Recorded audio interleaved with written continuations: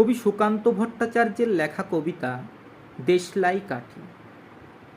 আমি একটা ছোট্ট দেশলাইয়ের কাঠি, এত নগণ্য যে চোখেও পড়ি না। তবু যেন মুখে আমার উসখুস করছে বারুদ, বুকে আমার জ্বলে উঠবার দুরন্ত উচ্ছ্বাস। আমি একটা দেশলাইয়ের কাঠি। মনে আছে সেদিন হুলুস্থুল বেঁধেছিল, ঘরের কোণে জ্বলে উঠেছিল আগুন।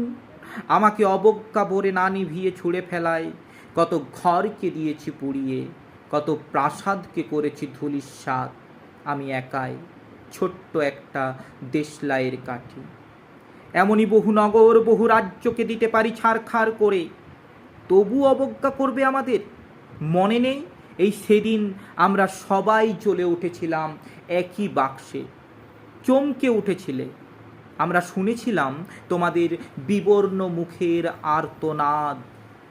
আমাদের কি অসীম শক্তি তা তো অনুভব করেছ বারংবার। তবু কেন বোঝো না আমরা বন্দি থাকবো না তোমাদের পকেটে পকেটে।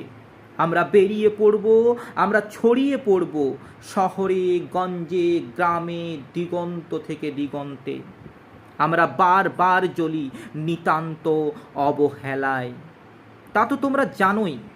কিন্তু তোমরা তো জানো না কবে আমরা জ্বলে উঠব সবাই শেষবারের মতো।